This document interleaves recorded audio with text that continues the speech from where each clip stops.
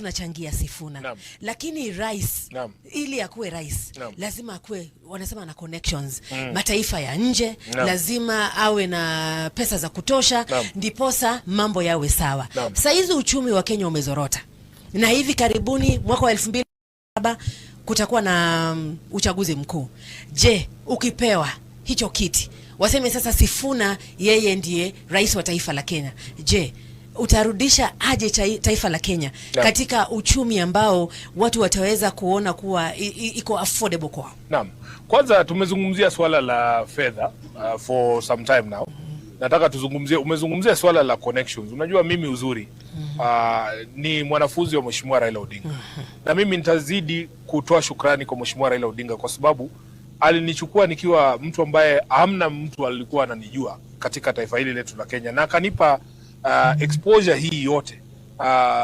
Kuna story nitakupigia siku moja kuhusu zile connections ambazo baba mwenyewe amenipa mimi wakati ambapo alifanya hii kitu ya kuingiza chama cha ODM katika uhusiano na UDA.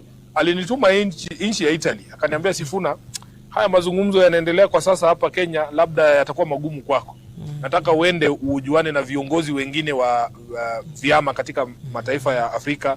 Nikaenda kule Italia, nikakutana na viongozi wakuu wa vyama vya Afrika.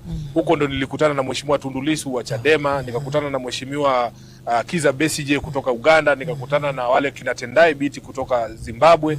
Na ni watu ambao sasa uhusiano wetu umekuwa kiasi kwamba tumefanya mambo mengi sana pamoja, ikiwemo kwenda kutazama uchaguzi uliofanyika Somaliland mwaka I think ni wa 2025. Hawa mabalozi wote Kenya, unajua ubaya wenu mkiniona hapa kwenye kijiji, mnaona ni kama kwa sababu mmenizoea mimi ni mtoto wenu, mnaona huyu jamani wasiaka. Lakini hakuna ubalozi Kenya hii ambao hatujaketi kuzungumza. Na ukiangalia katika mitandao yangu ya jamii utaona mikutano ambayo tumefanya na ubalozi wa Marekani, ubalozi wa EU, ubalozi wa Jerumani, kwa sababu wao wote wako na stake katika taifa hili letu. Na mazungumzo yetu, kwa mfano wakati ambapo tunazungumza na hawa mabalozi, wanashikilia sana kwamba kitu cha muhimu ni kuweka mandhari mazuri ambayo wawekezaji wa nje wanaweza kuweka fedha zao katika taifa hili. Na tumezungumzia hilo swali kuhusu kupunguza ufisadi, kuweka utawala wa kisheria, kuhakikisha kwamba tuna mfumo ya kupunguza gharama ya kufanya biashara katika taifa letu, ikiwemo kupunguza ushuru na cost ya production including cost ya umeme, kwa sababu taifa hili letu la Kenya katika hii kanda yetu ya Afrika Mashariki, umeme sisi ndio amongst the most expensive. Actually we are the most expensive. Kama tunauza 33 cents